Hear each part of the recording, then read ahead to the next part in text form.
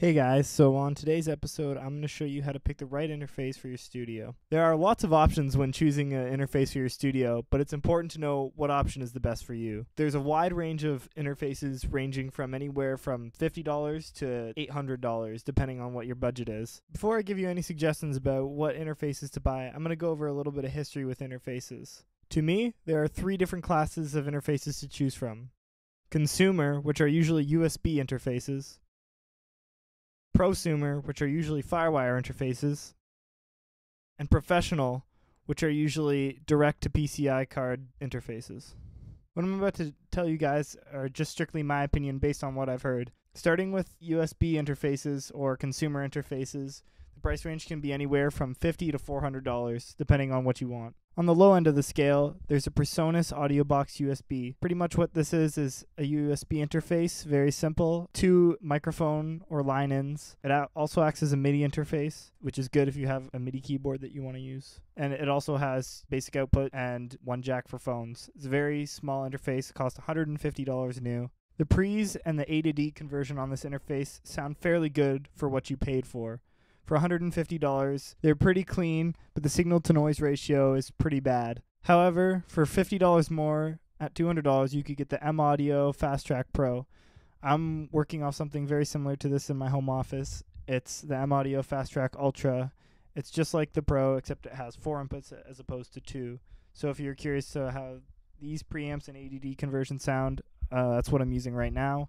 Although I am using a really, really shitty mic, so that obviously makes a big difference as well. This interface will do 24-bit, 96 kilohertz, and it also has a lot more options, like 4 unbalanced outputs, 2 balanced outputs, a MIDI interface as well, a headphone output, and it has a mix knob, which is very important for if you're actually working with music and mixing.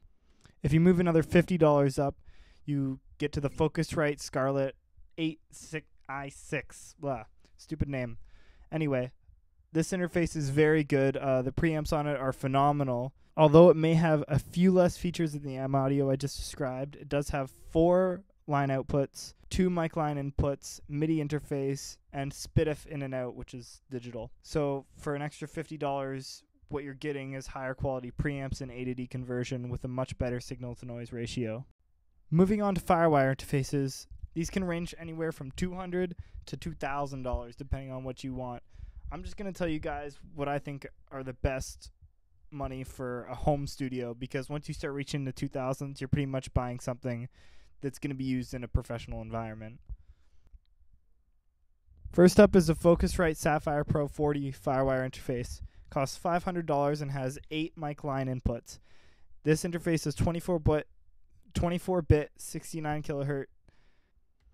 Along with its an additional 8 inputs, it also features 8 outputs and has an extra 8 inputs via ADAT if you have another preamp that you want to connect digitally to it.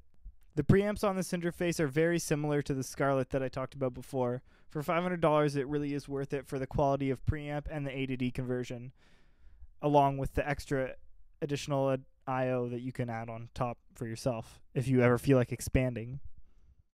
For $100 more, you can get the M-Audio ProFire 2626. I use this a lot for my portable recording rig, which I set up 2 summers ago.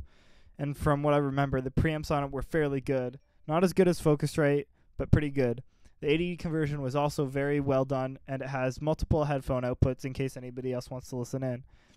Very similar to the Focusrite, except it has an extra 8 channels of A to D that you can pass through it, making your total up to 24 channels of I/O. With 8 inputs at 192 kilohertz at 24 bits, this really does a lot. For the price, it's pretty spectacular.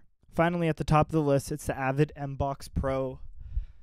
For $720, you don't get as many inputs as you would on that Profire or the Focusrite Sapphire, but what you do get is 4 channels of mic line, up to 8 channels of simultaneous I/O. So you could also have an extra 4 channels of line input coming in, as well as 4 channels of mic. It also has 6 outputs, SPDIF, digital I/O, word clock, MIDI, and has a lot more features than either of those 2 interfaces I previously talked about. It is quite pricey compared to the others, but the preamps on it do rival the Focusrite, and the AD conversion on it is absolutely amazing.